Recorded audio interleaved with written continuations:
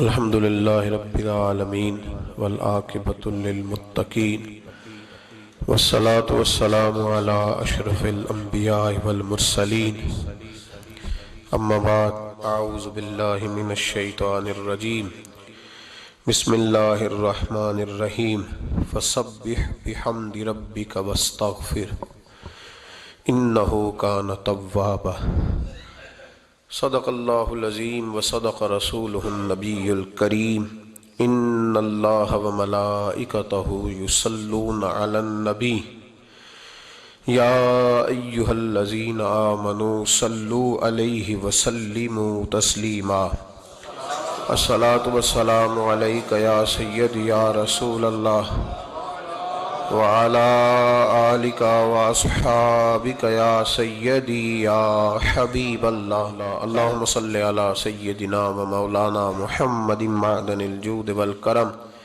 وعلى آله وأصحابه وبارك وسلم۔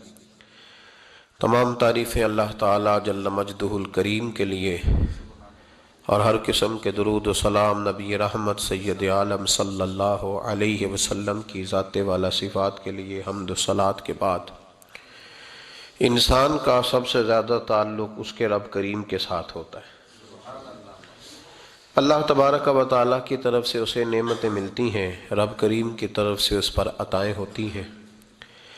اللہ کی طرف سے وہ آیا ہے اور واپس اللہ ہی کی طرف لوٹ جائے گا۔ ابتدا بھی مالک کریم کی ذات ہے اور انتہا بھی اسی رب کریم کی ذات ہے۔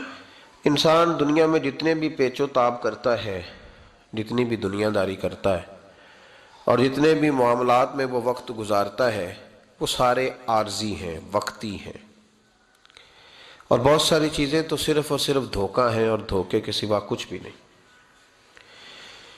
اگر اس کا یہ ذہن بن جائے کہ میں نے اپنے تعلقات کو، اپنے معاملات کو اپنے رب کے ساتھ صحیح رکھنا ہے، تو جب اللہ کے ساتھ اس کے معاملات ٹھیک ہوتے ہیں تو بندوں کے ساتھ خود بخود ہی ٹھیک ہو جاتے ہیں۔ اگر خشیت الہی پیدا ہوتی ہے، خوف خدا اسے نصیب ہو جاتا ہے، اور اگر اللہ تبارک و تعالیٰ کا قرب اسے میسر آتا ہے، اس رستے کا یہ سفر شروع کر دیتا ہے، تو بندوں کے ساتھ تو معاملات ویسے ٹھیک ہو جاتے ہیں۔ اس لیے کہ جب اللہ سے ڈرے گا، نہ دھوکہ کرے گا، نہ فریب کرے گا، نہ جھوٹ بولے گا، نہ کسی شخص کے ساتھ بددیانتی کرے گا، جب اللہ کے ساتھ اس کا تعلق ٹھیک رہے گا، اور جب یہ اپنے آپ کو آزاد سمجھے گا نا کہ میں ہوں اور میں ہی ہوں اور میں نے ہی چلنا ہے، تو پھر یہ اپنی مرضی سے معاملات کو چلائے گا تو خرابی پیدا ہوگی۔ اللہ تبارک و تعالیٰ کے ساتھ انسان کا جو رشتہ ہے، اس میں انسان کی کچھ کمزوریاں آڑے آتی ہیں، گناہ ہو جاتے ہیں، غلطیاں ہو جاتی ہیں۔ ان غلطیوں کے بعد اپنے رب کریم کے ساتھ اپنے تعلق کو مضبوط کرنے کے لیے اللہ رسول نے جو ہمیں وظیفہ دیا اس کو استغفار کہتے ہیں۔ استغفار ویسے اس کا لغوی معنی تو ڈھانپنا ہوتا ہے، یہ غفر سے بنا ہے، لیکن اس کے اصطلاحی معنی یہ ہے کہ جو گناہ انسان سے ماضی میں ہو جائیں ان سے معافی چاہنے کا نام استغفار ہے۔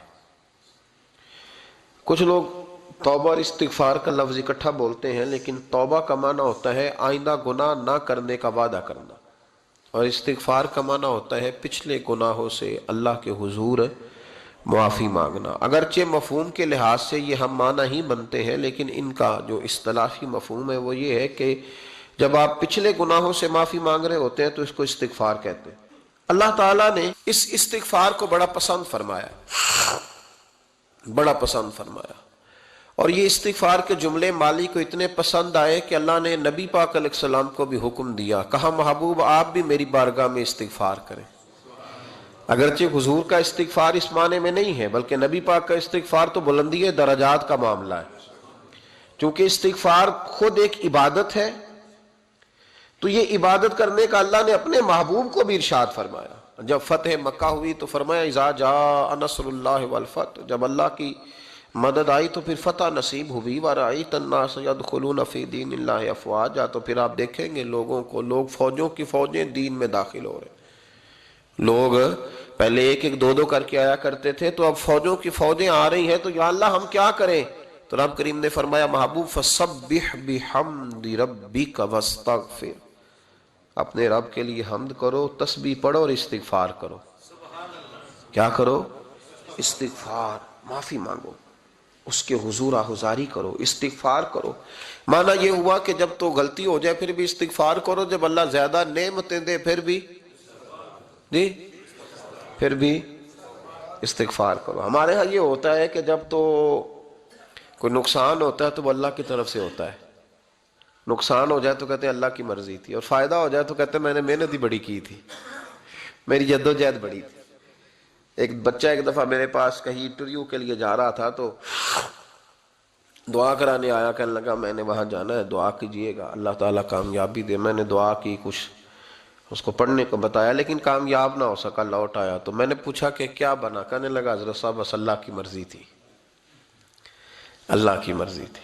پھر ایک دفعہ گیا تو نہ کہا اللہ کی مرضی تھی، تیسری دفعہ گیا کامیاب ہو گیا۔ تو بھئی اب کیا بنا؟ کہنے لگا جی جب میں داخل ہوا تو اس نے جاتے ہی مجھ سے پوچھا سب سے پہلا سوال یہ کہ تمہیں جنرل نالج کی بھی کچھ معلومات ہے یا شعبے کے آدمی ہو؟ تو میں نے کہا جناب پوچھئے۔